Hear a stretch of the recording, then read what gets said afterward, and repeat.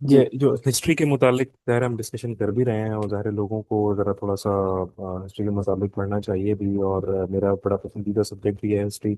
मेरी कोशिश होती है कि ये पूरा समंदर है और उसके अंदर से मतलब कुछ चीज़ें कोशिश करके उसमें से फैज़ हासिल करने की कोशिश करते हैं। तो काफ़ी जी अरसे से हमने जो है वो कोई बुक रिकमेंडेशन भी नहीं की है। तो जी जी हिस्ट्री के हवाले से अगर कोई बुक अगर रिकमेंड कर दें तो दैट वुड बी जी जी वंडरफुल।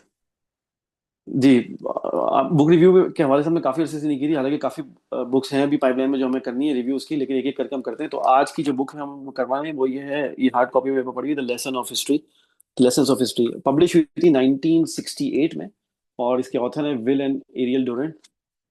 तो इन दोनों ने ये किताब लिखी थी और 1968 में, और बेसिकली अपना 11 वॉल्यूम का किताब हिस्ट्री पे इन्होंने लिख रहे थे, the story of the civilization. तो उसके दरमियान इन्होंने जो पैटर्न्स और जो उतार चढ़ाव महसूस किए वो इन्होंने एक तरफ अलग नोट कर लिए थे। तो उसको फिर इन्होंने जो पब्लिश किया वो ये किताब है, और इसीलिए ये बड़ी क्रक्स वाली किताब है अहमद। इसमें इन्होंने क्या किया है, 5,000 साल जो ह्यूमन हिस्ट्री है उसको स्टडी किया, और उसमें जो उतार चढ़ाव थे। तो बेसिकली जो किताब है ये हिस्ट्री से ज्यादा फिलोसफी ऑफ हिस्ट्री को बता रही हम्म। है आपको। और फिलोसफी ऑफ हिस्ट्री क्या होता है, एज ए एनालिस्ट आप और मैं जानते हैं, हमारा ये काम है कि हम पैटर्न्स को देखते हैं, पैटर्न्स को देखते हैं, साइकिल्स को देखते हैं, उनको नोट करते हैं, और वो एनालाइज करके फिर हम रिकमेंड करते हैं चीजों को। तो बेसिकली ये हिस्ट्री से ज्यादा फिलोसफी ऑफ हिस्ट्री पे लिखी गई किताब है, जो ये आपको बता रही है कि जो हिस्ट्री में पिवट पॉइंट्स कौन से आए थे, कौन से पैटर्न्स थे, सिविलाइजेशन का राइज एंड फॉल कैसे हुआ। तो उसकी जो चीजा चीजा चीजें उसमें ये बताई हैं। और जो अहम चीज है इसमें, जो डिफरेंट चीज मुझे नजर आई वो ये है कि 12 पर्सपेक्टिव से हिस्ट्री को देखा गया, यानी 12 अलग हम्म। अलग जावियों से हिस्ट्री को देखा गया, जिसमें बायोलॉजी है, जियोलॉजी है, सोशलिज्म है, इकोनॉमिक्स है, रेस है, राइज एंड डिके है। तो 12 मुख्तलिफ जावियों से हिस्ट्री को देखना और उसके अप्स एंड डाउन्स को देखना और उसका फिर क्रक्स निकाल के आपके सामने रख देना, अगर आप ये पढ़ लेंगे तो ऐसा आपको लगेगा कि ये डोज ऑफ विजडम आपके अंदर आ गई है जिस तरीके से। और जबरदस्त। कोई बहुत बड़ी किताब नहीं है, बहुत ही मुख्तसर किताब है, 110 पेज की तकरीबन किताब है, और आराम से आप पढ़ सकते हैं। लेकिन इसमें बड़ी ज़बरदस्त बातें उसने की हैं।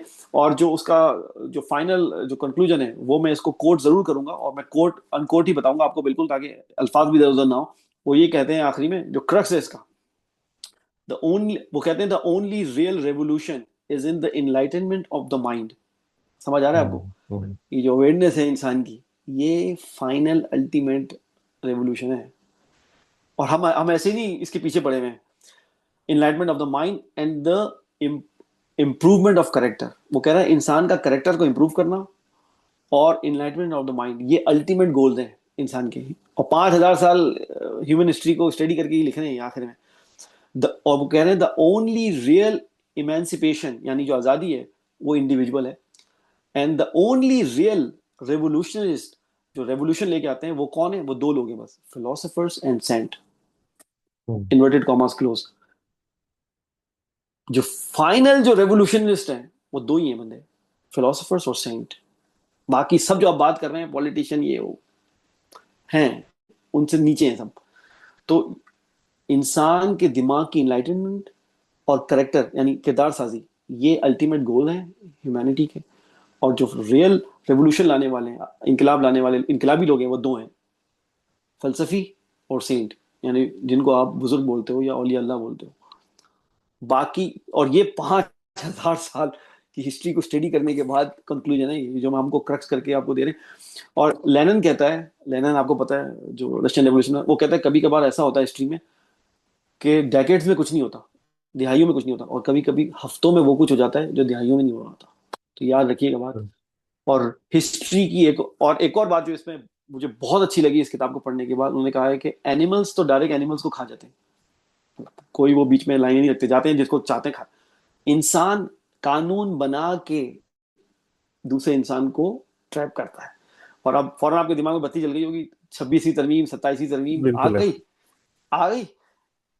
मैं नहीं बोल रहा, ये बोल रहे हैं बहुत लर्निड हिस्टोरियन है। क्या कहते हैं, एक एनिमल को दूसरे को मारना होता है, वो फौरन आता है, उस पर अटैक करता है, मार देता है।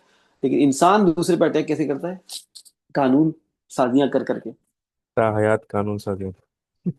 26वीं तरमीम, 27वीं तरमीम, और एलिप्सिस कॉमा मार दो, 28वीं भी आएगी, उसके बाद भी आती जाएगी।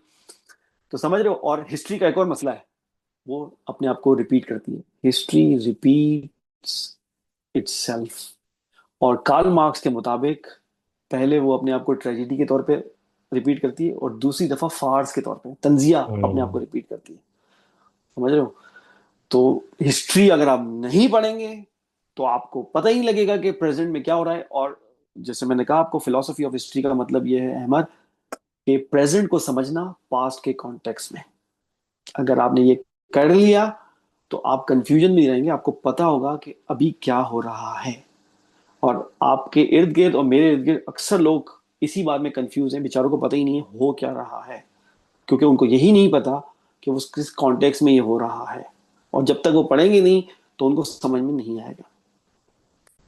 तो ये है किस्सा मुख्तसर है।